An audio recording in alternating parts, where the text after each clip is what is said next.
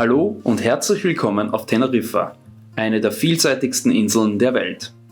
In diesem Video zeigen wir euch die besten und schönsten Sehenswürdigkeiten und Aktivitäten Teneriffas, allerdings die geschonte Variante, da Jenny zum Zeitpunkt der Aufnahmen im 5. Monat schwanger war. Wanderungen haben wir dabei aus gutem Grunde ausgelassen. Trotzdem war es eine unserer schönsten Urlaubsreisen, auch dank der sensationellen Kulinarik. Lehnt euch zurück und genießt mit uns gemeinsam die Reise.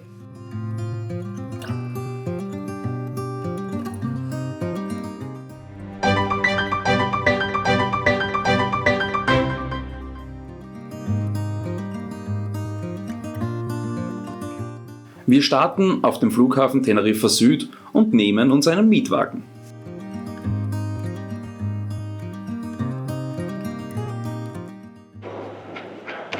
Hier gibt es mehrere Mietwagenanbieter, wie ihr hier seht. Den könnt ihr mehr oder weniger frei wählen. Bei uns ist es eben Herz geworden. Jetzt sind wir schon sehr gespannt, was uns da für eine Karre erwartet. Alles klar, das ging recht flott und unkompliziert. Jenny hat das alles schon bereits im Vorhinein online gemacht. Und da ist es schön warm. Uiuiui. Luftwatschen nennt man das in Österreich.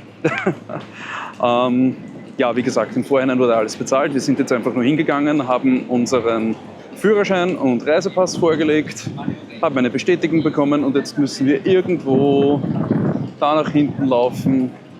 Dort bekommen wir dann unser Auto. Möglicherweise ein VW Golf oder irgendetwas Ähnliches.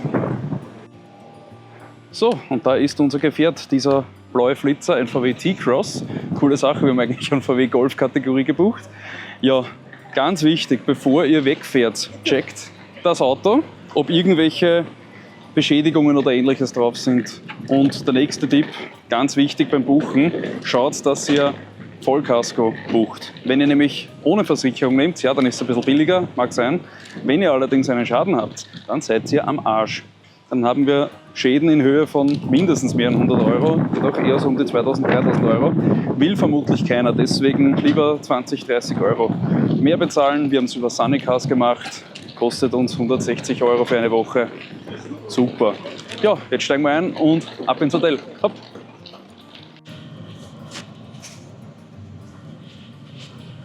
So, wir haben unser Auto begutachtet, das ist alles in Ordnung. Wir fahren gerade raus von dem Mietwagen-Terminal, nennen wir es einmal so.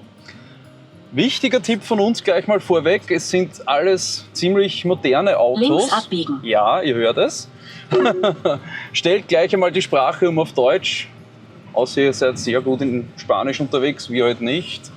Und dann könnt ihr euer Handy verbinden mit dem Auto und dadurch habt ihr jetzt dann gleich ein super tolles Navigationssystem, Google Maps, alles mögliche.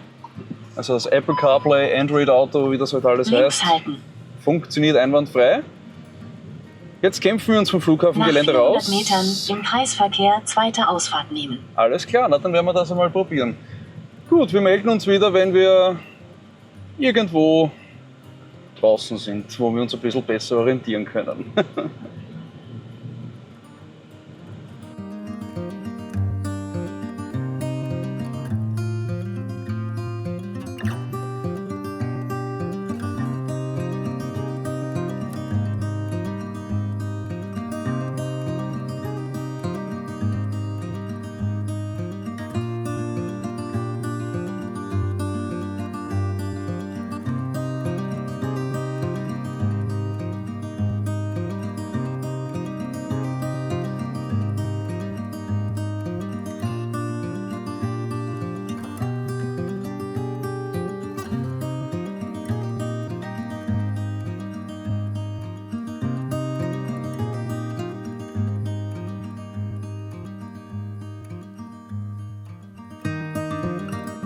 Ganz wichtiger Tipp, wenn ihr euch ein Mietauto nehmt in einem fremden Land oder irgendwo anders halt, langsam fahren.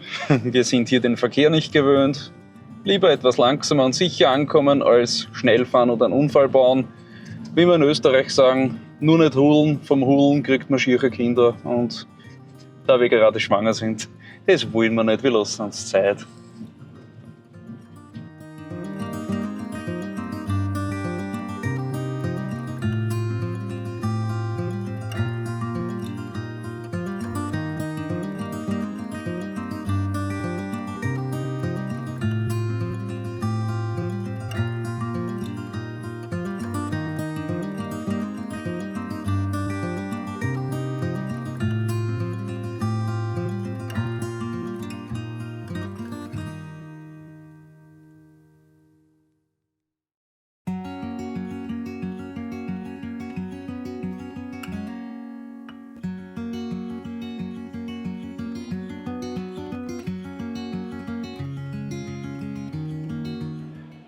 Ja, wir haben die Autofahrt sehr gut überstanden. Wir haben jetzt im Hotel Mediterranean Palace in Los Cristianos eingecheckt und wie ihr hinter uns seht, endgeile Location. Also wirklich Pippe-Fan.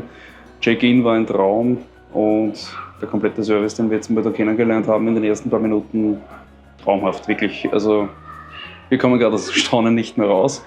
Wir werden jetzt langsam aber sicher anfangen, das Hotel zu erkunden und auch die Gegend ein bisschen anzuschauen.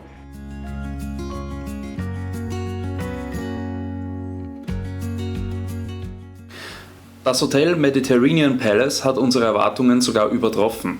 Selten haben wir ein so tolles Hotel mit einem derart einwandfreien Service erlebt.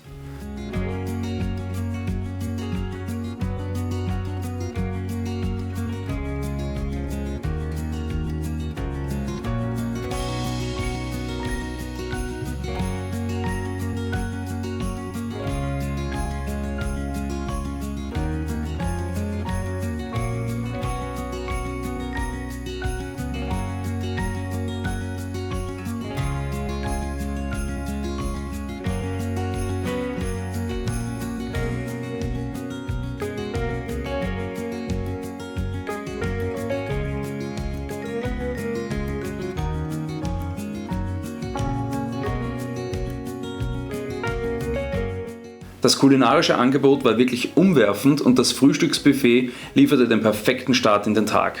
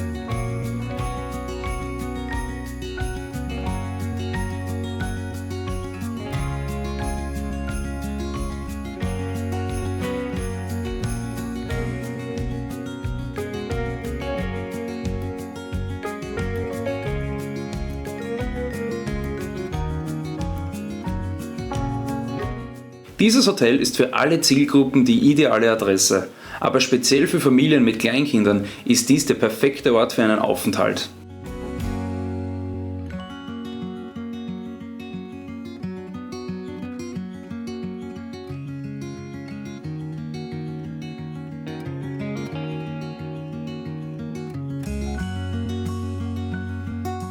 Dank unserem Mietwagen, den wir über Sunnycars gebucht haben, sind wir jederzeit mobil und unabhängig. Den ersten Ausflug nutzten wir, um frühmorgens in den Teide Nationalpark und in weiterer Folge zum berühmten Vulkan, den Pico del Teide, zu fahren.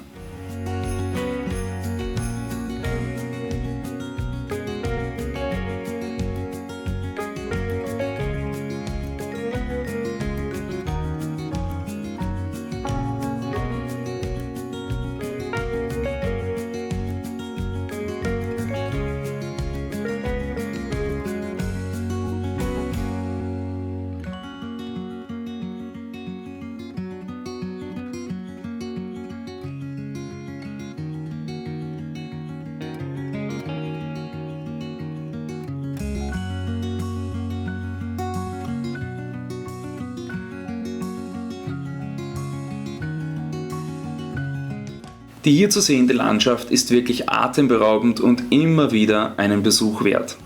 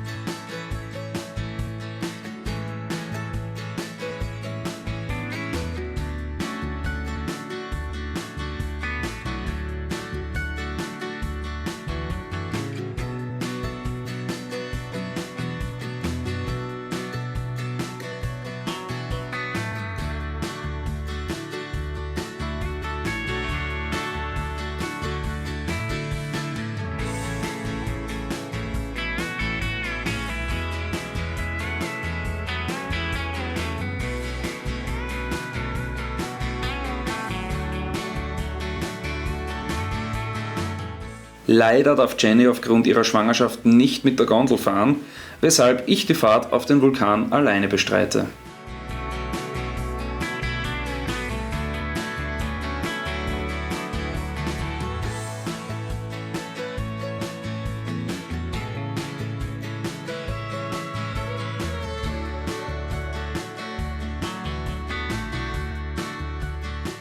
Oben angekommen auf über 3000 Metern Höhe bekommt man einen traumhaften Ausblick über die gesamte Insel und darüber hinaus.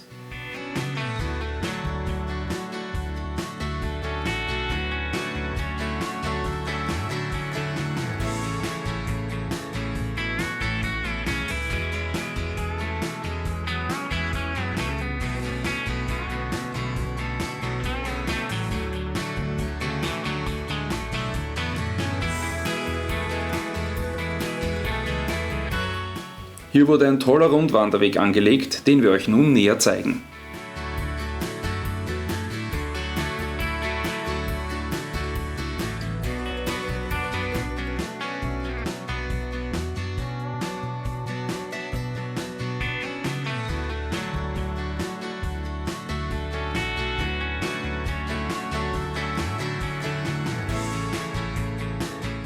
Ja, punkto Höhenlage. Nochmal, unterschätzt die dünne Luft hier nicht. Es ist wirklich, also ich bin sportlich eigentlich ziemlich gut bei Kräften, habe ausgewogene Fitness, wenn man das so nennen kann, aber ich muss auch alle paar Meter eine Pause machen, kurz durchschnaufen. Und so wie ich das sehe, geht es nicht nur mir so. Ja, und weil viele nicht wissen, was ziehe ich an, wenn ich auf den Teide hinauffahre. So, gute Frage. Hier liegt teilweise noch Schnee, also es kann oft in der Nacht kann es sehr kalt werden, aber hier ist es jetzt, hat es um die 9 Grad oder sowas herum, keine Ahnung. Die Sonne hat ja doch so eine heftige Einstrahlung, dass mir ehrlich gesagt mit der dünnen Weste, die ich hier anhabe, ziemlich warm wird. Aber wenn ich mir jetzt die Weste ausziehe, dann habe ich wahrscheinlich einen Sonnenbrand, dass ich nicht mehr weiß, wo links und rechts ist. Deswegen behalten wir die sicherheitshalber an. Ihr braucht jedenfalls ziemlich sicher keine Winterjacke, keine Haube, keine Handschuhe, außer ihr übernachtet am Berg. Aber das ist ein anderes Thema. Für einen Tagesausflug reicht eine Weste oder vielleicht eine dünne Softshelljacke. Aber viel mehr braucht es da nicht unbedingt anziehen. Ihr schwitzt euch sonst, sagen wir es, wie es ist, den Arsch weg. Hier seht ihr den Schnee, von dem ich vorher gesprochen habe. Etwas wenig zum Skifahren und für die Schneeballschlacht wird es wahrscheinlich auch nicht reichen, weil der Schnee ist pickelhart, der ist sehr, sehr festgefroren. Schauen wir mal, da liegt einer direkt vor meiner Nase.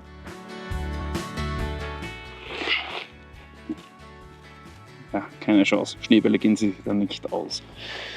Aber ja, Schnee auf Teneriffa. Hätte man das auch mal erlebt. Keine Ahnung, ob ihr das erkennen könnt, aber genau da, auf 12 Uhr, ist das Observatorio El Teide, das berühmte Observatorium und eine der weltweit führendsten Einrichtungen bezüglich Weltraum- und Sternenforschung. Auch ziemlich interessant. Also ja, der Teide bei Nacht ist ein ziemlich interessantes Spektakel. Haben wir vor ein paar Jahren schon mal besichtigt und bestaunt. Schauen wir mal, ob sich das heuer wieder ausgeht. Hoffentlich. Ich sag's nochmal, weil ich mittlerweile zweimal umgeknickt bin. Festes Schuhwerk anziehen. Ich habe meine festen Turnschuhe an, aber gescheiter wäre es, man hätte irgendwelche Schuhe, die über den Knöchel gehen, weil das Umknicken könnte wehtun. Mir ist nicht passiert, weil die Depp hat noch nicht Glück, wie wir daheim so schön sagen. Aber hier sind mir jetzt schon einige Touristen entgegengekommen mit Converse, Sandalen mit Socken. Grüße nach Deutschland, das waren der Sprache her, glaube ich, Holländer. Also ist nicht nur ein deutsches Phänomen. Nochmal feste Schuhe anziehen, am besten Wanderschuhe.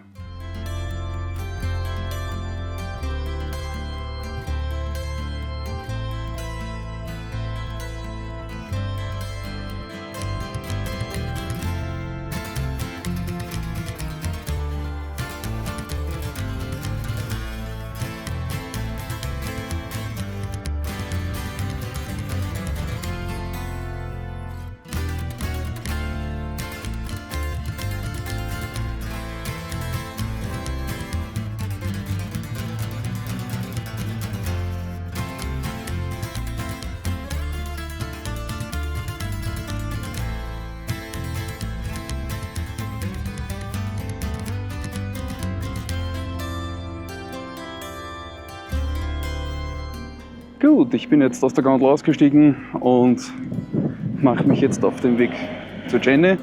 Die hat nur leider nicht mehr hier oben parken dürfen, weil hier schon alles voll ist und da gibt es sehr strenge Einweiser.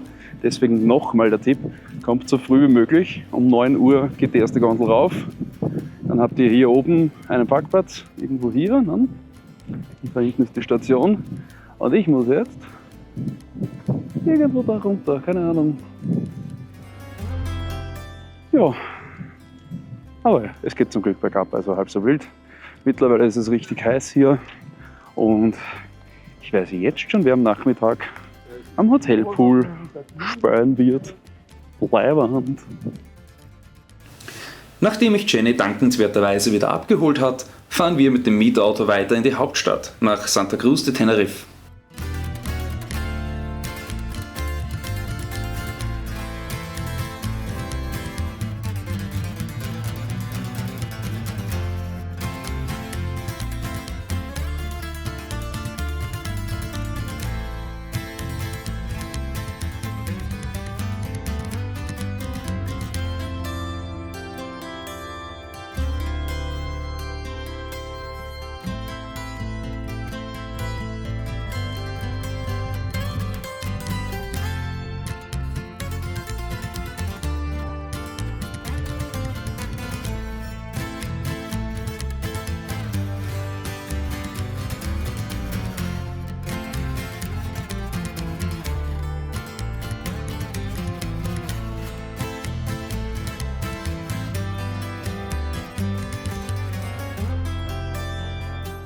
Diesen Kurzbesuch nutzten wir für einen Zwischenstopp beim afrikanischen Markt, den Mercado de Nuestra Señora de Africa.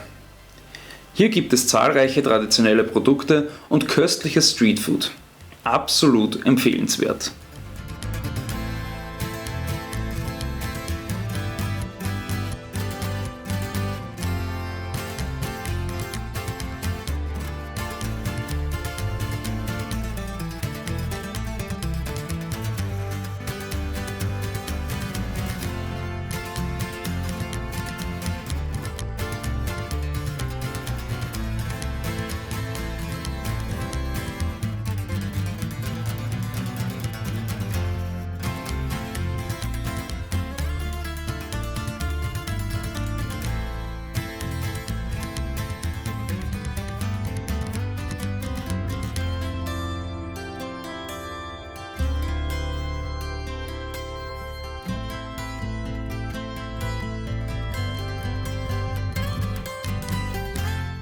Kommen wir zu den Stränden.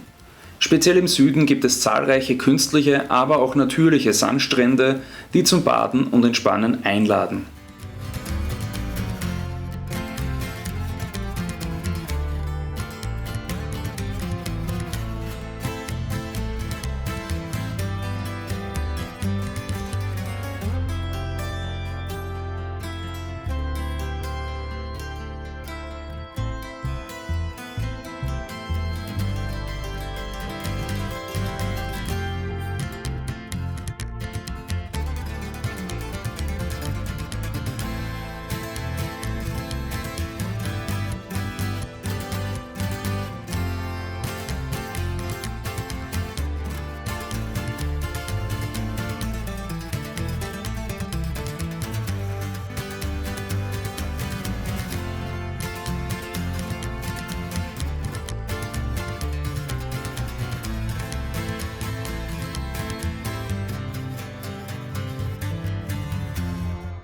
Im Norden gibt es schwarze Sandstrände, bedingt durch die vulkanische Aktivität auf der Insel.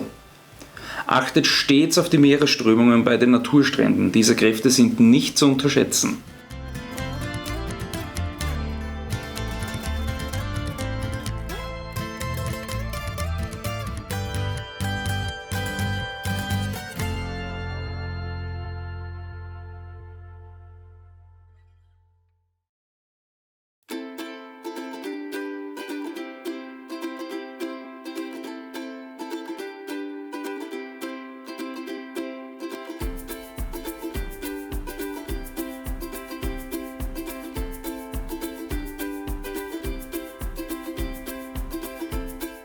Neuer Tag, neuer Ausflug. Wir fahren nach Puerto de la Cruz und besuchen den legendären Loro Park. Achtet auf den Wetterbericht, im Norden herrscht nämlich oft ein anderes Wetter als im Süden.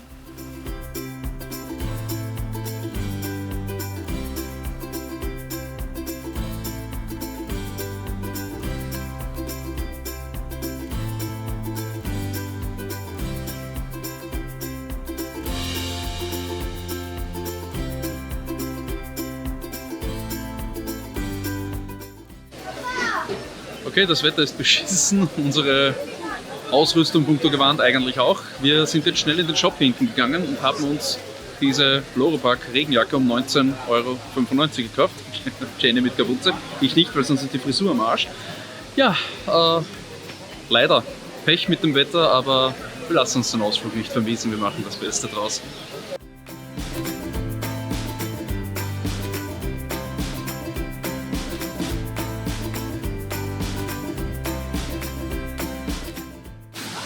Jenny, was sagst du zu dem Wetter?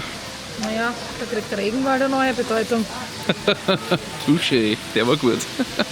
Beim Anblick der Gorillas ist es schwer, nicht melancholisch zu werden. Diese beeindruckenden Menschenaffen sind Lebewesen mit hoher Intelligenz und ihre Haltung in Gefangenschaft sorgt bei vielen Besuchern zu Recht für Unbehagen.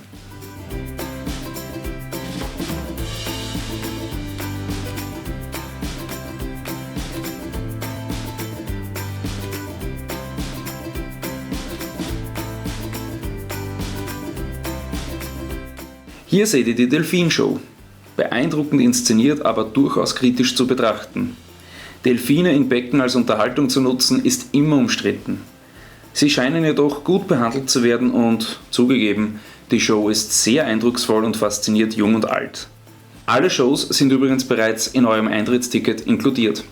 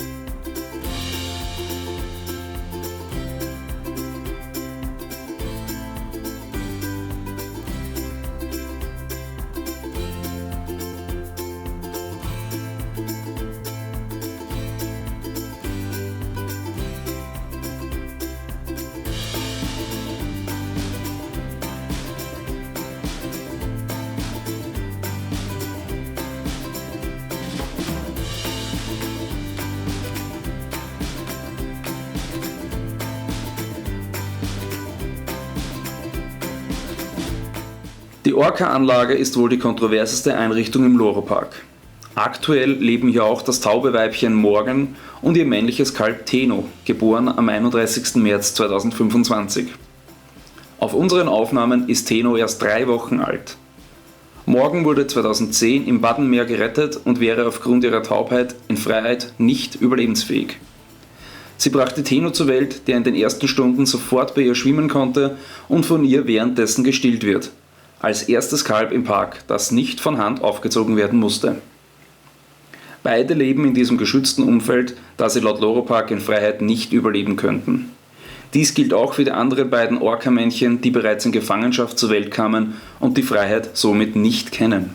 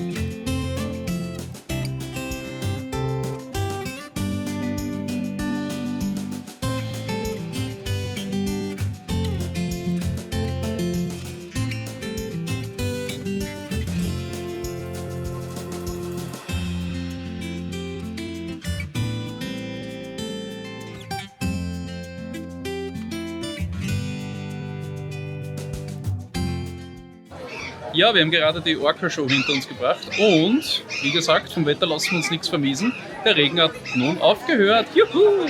Es ist immer noch ein bisschen schwül, aber das ist gut. Ja, Ja? es ist eigentlich genau angenehm, genau richtig, man schwitzt nicht. Jetzt passt so, ist voll. Perfekt, also es kann nur besser werden. Weiter geht's.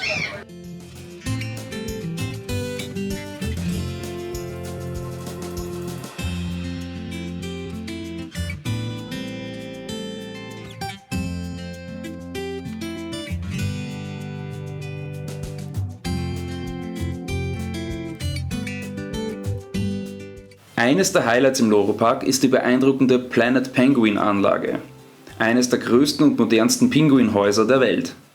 Hier leben verschiedene Arten wie Königspinguine, Eselspinguine und Felsenpinguine in einer Umgebung, die ihrem natürlichen Lebensraum nachempfunden ist.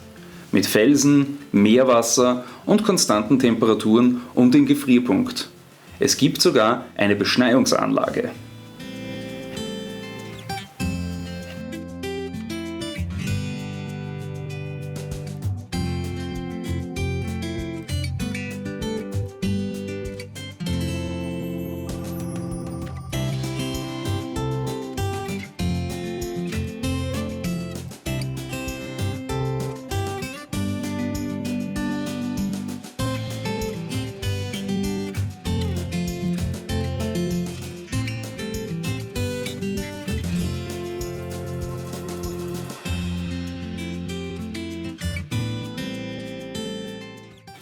Ein innovativer Abschnitt.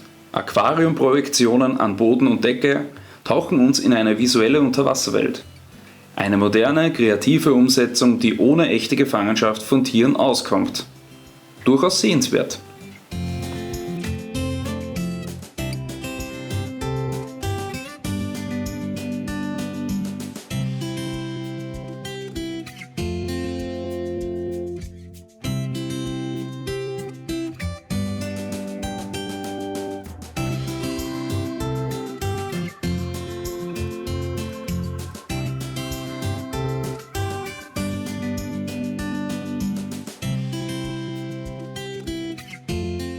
Im begehbaren Vogelareal fliegen verschiedenste Papageien direkt über unseren Köpfen hinweg. Die Vögel sind frei beweglich und zeigen ein natürliches Verhalten, mit viel Raum und Eigenständigkeit. Aber passt auf, dass euch kein Vogel auf den Kopf kackt.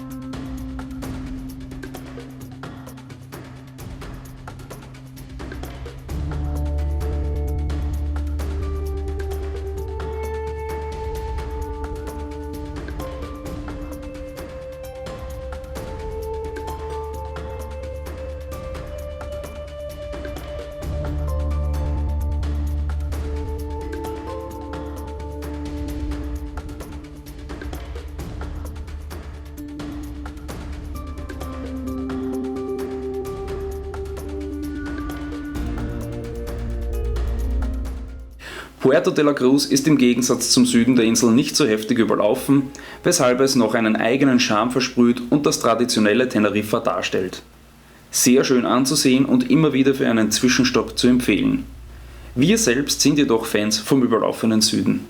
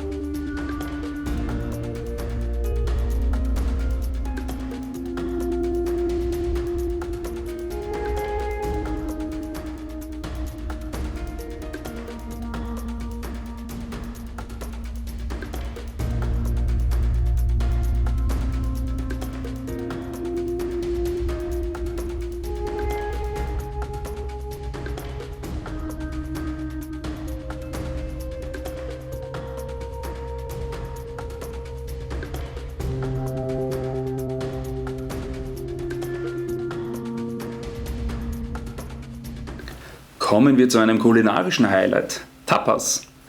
Kleine Portionen verschiedenster Speisen, die für alle Geschmäcker etwas bieten. Vor allem die berühmten Salzkartoffeln. Viele Lokale werben mit sehr billigen Bierpreisen, auch ganz nett.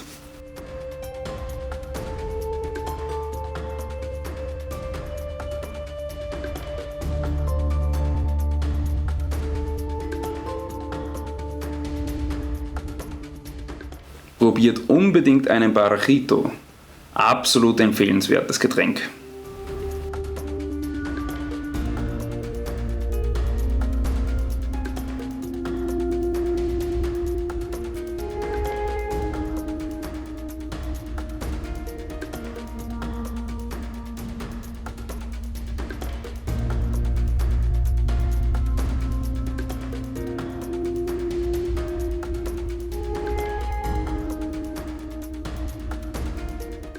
Ein weiteres Highlight ist das Mascatal.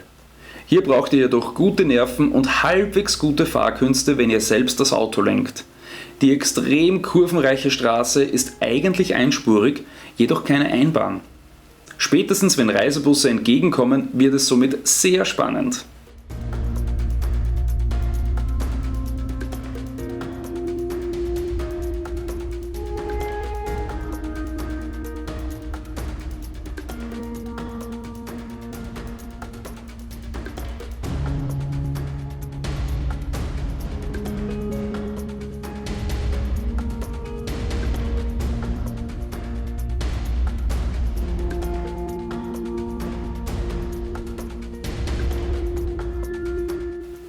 Die Aussicht und vor allem das Dorf Masca selbst sind dieses Erlebnis jedoch wert.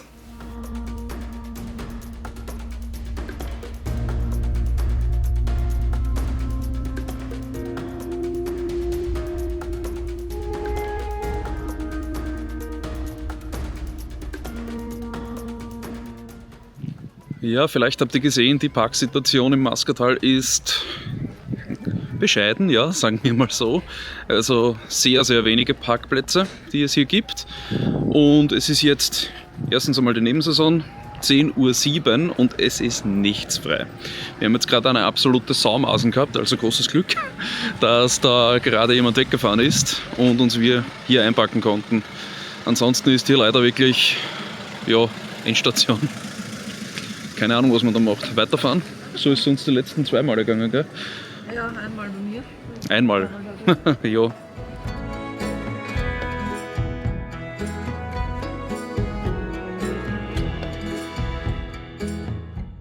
Ursprünglich war Masca ein abgelegenes Guanchendorf, dessen traditionelle kanarische Häuser sich terrassenförmig an die steilen Felsen schmiegen.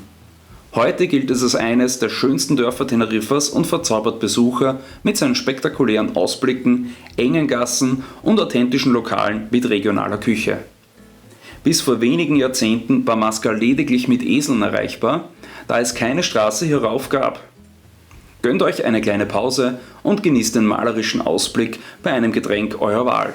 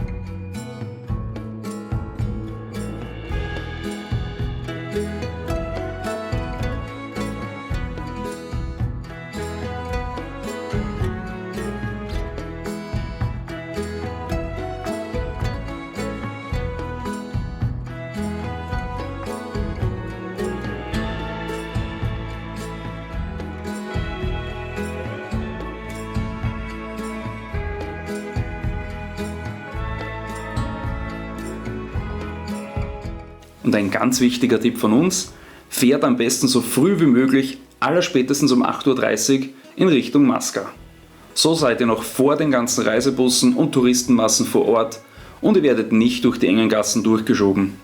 Auch das Autofahren ist dadurch weitaus entspannter und ihr könnt alles viel besser genießen.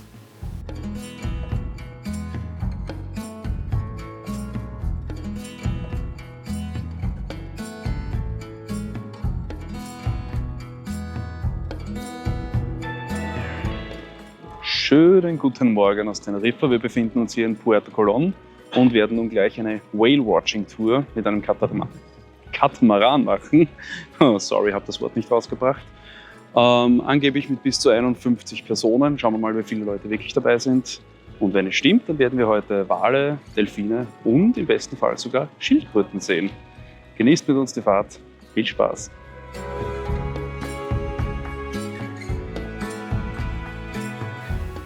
Punkto Whale-Watching gibt es hier wirklich unzählige Anbieter, die euch das Blaue vom Himmel versprechen. Wir persönlich sind keine Fans der großen Katamarane, die mit 100 Leuten ausfahren und wo ihr dann wie die Ölsardinen auf dem Boot klebt. Kleinere Anbieter wie unserer, den wir über Get Your Guide gebucht haben, bieten da ein weitaus entspannteres Programm. Die Getränke sind hier sogar inklusive.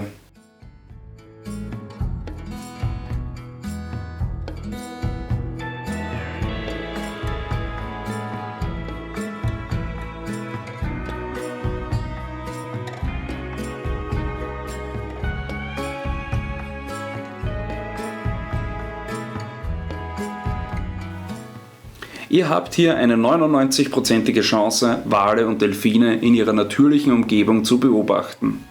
Dabei erfährt ihr wissenswerte Infos über die Tiere und ihr Verhalten, unter größter Achtung des Tierwohls. Die Motoren des Bootes werden deaktiviert und das Boot wird lediglich von den Wellen getragen. Die Tiere kommen dabei ganz nah an euch ran. Ein absolut wunderschönes und unvergessliches Erlebnis.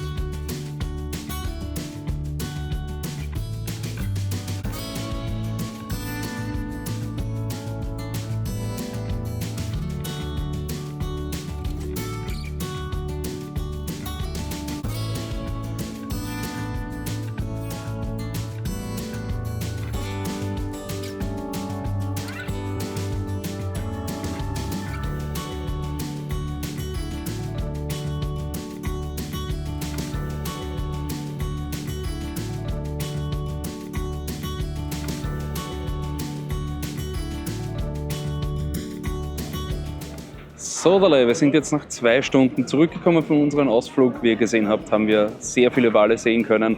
Einzigartiges Erlebnis, also wir können das wirklich herzhaft empfehlen. Uns hat der Ausflug 34 € pro Person gekostet und 10 € für ein super tolles Bild von uns zwei.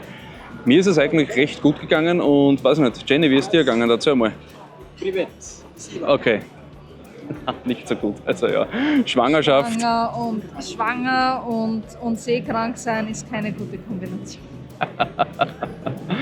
Ja, leider wussten wir im Vorhinein nicht, aber wir haben es auch überstanden. Also wenn ihr seekrank seid, nehmt euch irgendwas mit gegen Übelkeit und haut euch das vorher rein. Jenny hat es leider nicht gemacht, aber ja, beim nächsten Mal wissen wir es. Wir hoffen, das Video hat euch gefallen. Wenn ja, bitte Daumen hoch und abonnieren, damit ihr keines unserer künftigen Videos verpasst. Danke und bis zum nächsten Mal. Ciao, ciao. Unser letzter Ausflug führt uns nach Garachico. Die kleine Küstenstadt im Nordwesten Teneriffas war einst der wichtigste Hafen der Insel, bevor ein Vulkanausbruch im Jahr 1706 große Teile der Stadt unter Lava begrub. Heute ist Garachico bekannt für seine hervorragend restaurierte Altstadt mit kolonialen Gebäuden, Kopfsteinpflastergassen und charmanten Plätzen.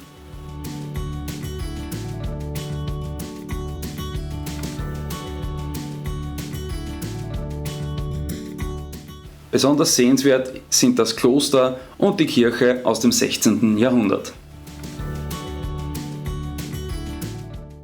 Trotz seiner bewegten Geschichte hat sich Garachico seinen ursprünglichen Charakter bewahrt und gilt heute als eines der authentischsten und schönsten Städtchen Teneriffas.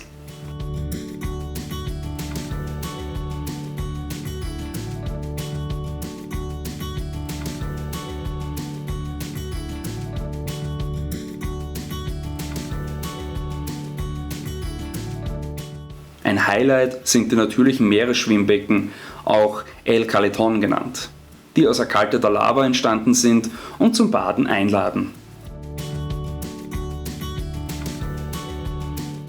Unsere letzte Fahrt mit dem Mietauto führt uns zurück zum Flughafen Teneriffa Süd, da wir nun leider die Heimreise antreten.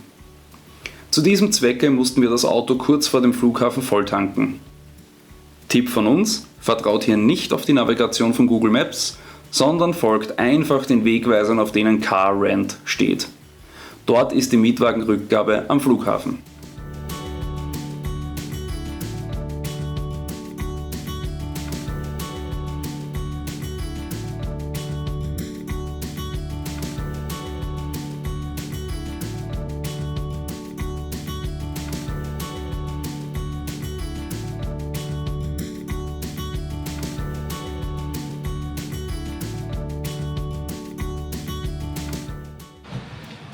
Okay, wir haben jetzt unseren Mietwagen am Flughafen Teneriffa Süd eingepackt, unsere Koffer ausgeladen und ja, einfach der Beschilderung Rent a Car folgen. Da sind etliche Bodenmarkierungen und dann einfach nur hier oben bei den Nummern, da seht ihr, bei uns steht Herz, weil Herz ist unser Anbieter, da einpacken, die Nummer merken und da drüben alles abgeben. Somit ein letztes Mal zusperren. Danke für die guten Dienste. Ciao, ciao. Okay, die Rückgabe vom Mietauto lief auch wie geschmiert. Hat keine 2 Minuten gedauert. Man gibt den Schlüssel zurück. Dann kommt eine Mitarbeiterin von der Mietwagenfirma, bei uns wie gesagt Herz. Man schaut sich einmal das Auto an. Wichtig, die Mietwegen, bei den meisten Anbietern zumindest, müssen vollgetankt zurückgegeben werden. Das haben wir vorher gemacht. 10 Kilometer vom Flughafen. Alles ideal, keine Beanstandungen, keine Schäden. Wenn ja, dann hätten wir Vollkaskoversicherung gehabt, also es wäre eh wurscht. Und somit endet hiermit unser Urlaub in Teneriffa schweren Herzens. Unsere letzte Reise zu zweit, bevor Ende August oder Anfang September, wir wissen es noch nicht, unsere Tochter zur Welt kommt. In diesem Sinne, danke fürs Zuschauen und wir sehen uns bestimmt irgendwann wieder.